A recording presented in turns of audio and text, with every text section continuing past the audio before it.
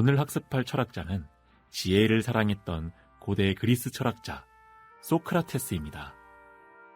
예나 지금이나 전 세계인들 사이에서는 소크라테스 같이 생각한다 라는 말은 굉장한 칭찬으로 통용됩니다. 매사에 철학적이고 진지한 사람을 이르는 표현입니다. 그렇지만 지적인 사고에 능통한 소크라테스에게는 치명적인 결함이 있었습니다. 바로 대단히 못생겼던 그의 얼굴입니다. 실제로 그가 살았던 고대 그리스 시대에는 누군가에게 소크라테스를 닮았다라고 말하는 것은 굉장한 신뢰였습니다. 그 시절 수학에 영특한 재능을 보였던 어떤 젊은이에게 누군가가 의도치 않게 소크라테스를 닮았다며 말을 걸자 그 젊은이는 매우 언짢은 반응을 보였다는 역사 기록이 있을 정도입니다. 그렇다면 소크라테스의 외모는 도대체 어땠기에 그 시절 사람들의 유명세에 오른 것일까요? 외모에 대한 묘사가 상세히 기록된 문헌 속 내용을 들려드리겠습니다. 소크라테스의 못생긴 얼굴은 어렸을 때부터 장안의 화제였습니다. 소크라테스의 조각상을 보면 알 수 있듯 확실히 그는 못생겼습니다. 몹시 거친 피부에 개구리같이 툭 튀어나온 눈, 두꺼운 입술에 주저앉은 코, 이런 독특한 생김새는 사람들의 관심을 끌기 충분했습니다. 그러나 주위 사람들이 아무리 놀려도 소크라테스는 늘 밝고 건강하기만 했습니다. 외모에 대한 미적 기준은 시대나 국가마다 조금씩 다르겠지만 소크라테스의 얼굴은 그 모든 것을 초월하여 보편적으로 못생겼던 인물임을 알 수 있습니다.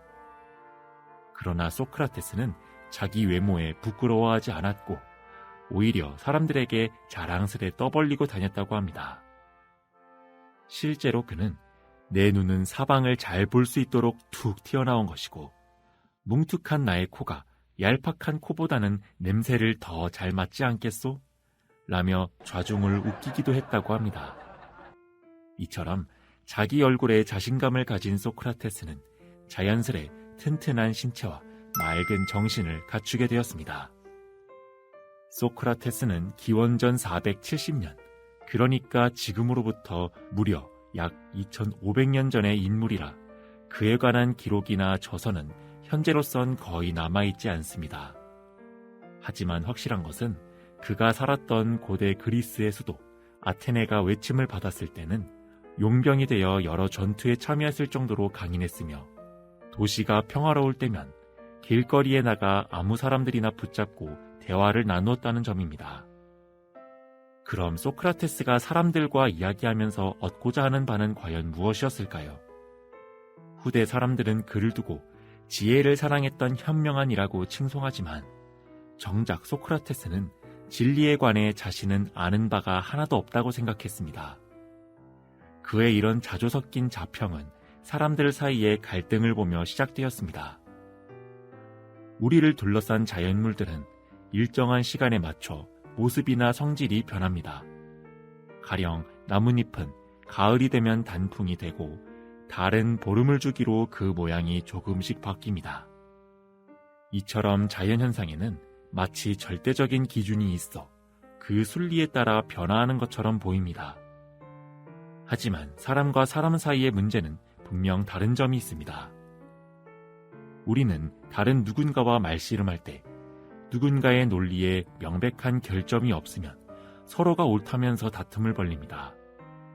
이런 갈등을 해소하고 적정한 합의점을 찾기 위한 기구, 지금으로 치면 재판이나 법정과 같은 제도가 있었지만 사람들의 갈등과 시샘은 그런 것으론 끝나지 않았습니다. 소크라테스는 이런 현상의 근본적인 해결책과 진리를 갈구했던 것입니다. 어떻게 하면 사람들은 사소한 일로 싸우지 않고 모두가 행복할 수 있을까? 그 길로 가기 위한 어떤 자명한 진리가 숨겨져 있지 않을까? 이 진리를 아는 사람은 이 세상 어디엔가 있지 않을까? 하며 길거리를 사정없이 헤맸던 것입니다. 그러나 안타깝게도 소크라테스는 그가 원했던 질문의 해답을 찾지 못했습니다. 사람들은 저마다 생각이 달랐고 한 가지 물음에도 수없이 많은 대답이 돌아왔습니다. 마침내 소크라테스는 유일한 사실을 발견했습니다. 나는 진리에 대해 아무것도 모른다 했는데 이 사실은 서양 철학 역사의 한 획을 그은 혁명적인 사실로 되었으며 후대 사람들은 소크라테스의 이 발견을 통해 가장 지혜로운 철학자로 인정하였습니다. 사실 사람들 사이에 생겨나는 모든 싸움과 갈등을 멈추고 무한한 행복으로 나아가는 진리 따위는 존재하지 않습니다. 행복은 인간이라면 본질적으로 느끼는 감정이고 분노 역시 마찬가지입니다. 그러나 분노의 싹을 자르고 행복만 돌보겠다는 것은 인간의 본성 자체를 거부하는 것이나 다름없습니다. 그러므로 이 문제의 진리를 알고 있다며 확신하는 것은 명백한 오류이며 그에 관련한 말은 궤변을 낳을 뿐입니다. 청취자 여러분들은 오늘 소크라테스가 지혜를 찾아 나선 이 여정을 듣고 어떤 생각을 하셨습니까? 사소한 문제로 내 옆에 동무와 말다툼을 벌린 건 결국 나의 옳은 생각과 상대의 옳은 생각의 충돌이지 않았을까요? 타자와의 갈등은 언제든 벌어질 수 있는 법입니다. 하지만 내 생각만을 우기기보다는 왜 저 사람은 이런 주장을 하는 것일까 하며 상대의 입장을 파악하려고 노력한다면 갈등의 해결과 동무와의 화합을 끌어낼 수 있을 것입니다. 그리고 이 논리는 갈등만이 아닌 국가적 차원으로도 확장하여 적용할 수 있습니다. 북조선의 당과 지도부는 부강한 나라를 일군다는 명목으로 인민 모두를 획일화시키고 있습니다. 오직 최고 지도자에 대한 인민의 맹목적인 충성을 요구하고 이제는 고루해진 사상과 이념의 가치를 여러분께 끊임없이 주입하고 있습니다.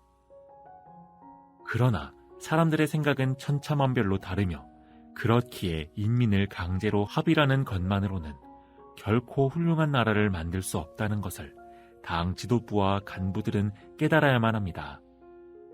인민 개개인의 생각과 가치를 존중하고 각자가 원하는 일을 자유롭게 할 수 있게 해주어야 북조선의 긍정적인 변화는 시작되는 것입니다.